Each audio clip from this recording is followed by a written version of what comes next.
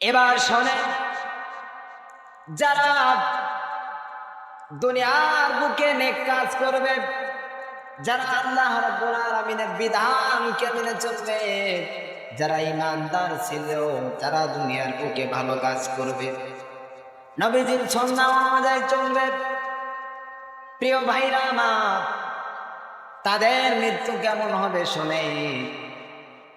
তাদের মৃত্যুর যখন সময় হয়ে যাবে, তারা জোরে জোরে কালিমাতুর শুকর আদায় করতে শুরু করবে।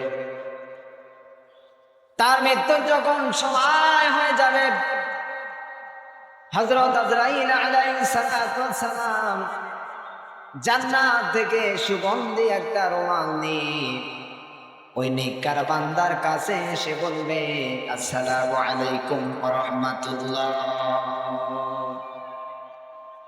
যারা দুনিয়ার বুকে পাপ কাজ করেছিল, এর আগেরটা যেটা বললাম, ওই বান্দাকে কিন্তু হযরত আজরাইল এসে সালাম দেয়নি, কারণ ওই বান্দা পাপী ছিল, আল্লাহর বিধানকে মেনে চলে নাই।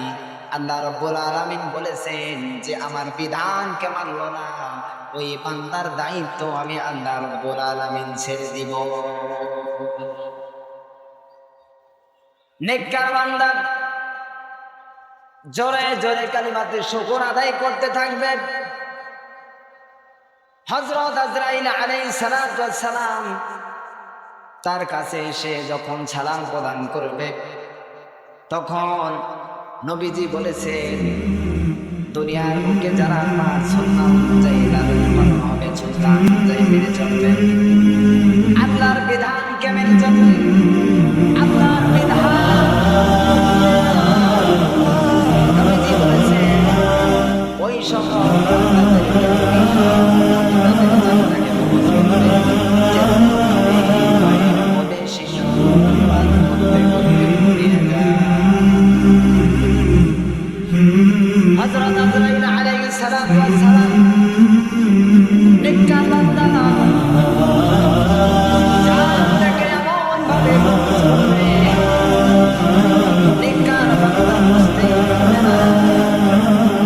হযরত আজরাইল আলাইহিস সালাম জান্নাতকে কবজ করে নিয়ে গিয়েছে। নেককার বান্দার জান্নাতকে যখন কবজ করানো হবে, প্রথম আসমানে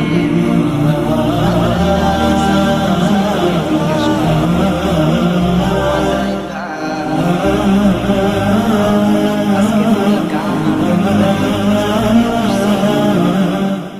তুমি এই মুহূর্তে এত সুগন্ধি বের হয় কেন? মালাকুল মউত বলবে, এই জানটা ওই পাড়ার গ্রামের সে কেমন ছিল বিধানকে কোনদিন অমান্য করে না, ছেড়ে যায় নাই। আল্লাহ রাব্বুল আলামিন এই বান্দার মৃত্যুর সময় তার জবান থেকে কালিমাতুর শুকর বের করে দিয়েছে। প্রিয় ভাইরা আমার, আপনাদের বলছি, এই দুনিয়াটা কিছু না। আজকে আছে তো পরশুতে আল্লাহ রাব্বুল আলামিন আমাদের সকলকে তার বিধান, নবীজির সুন্নাহ অনুযায়ী জীবন যাপন করার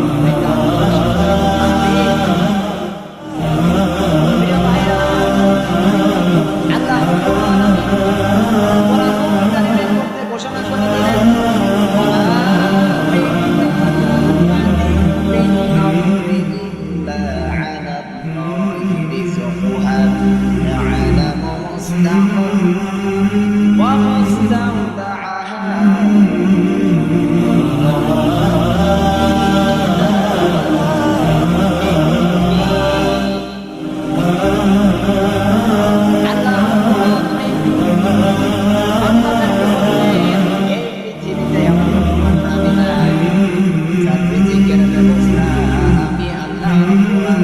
দুনিয়াতে করি।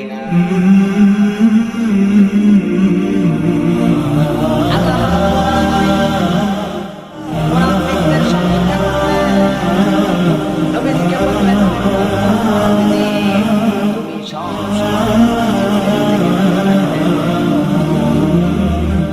নবীজিকে বলবো, বন্ধু, সব সময় তুমি মুনাফিকদের থেকে দূরে থাকবে।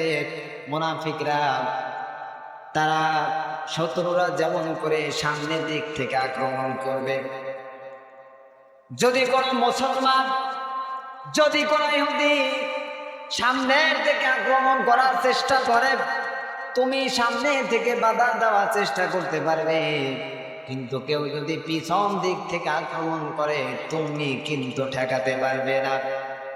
মুনাফিকরা এমন, তারা নিজ দিয়ে ক্ষতি করে।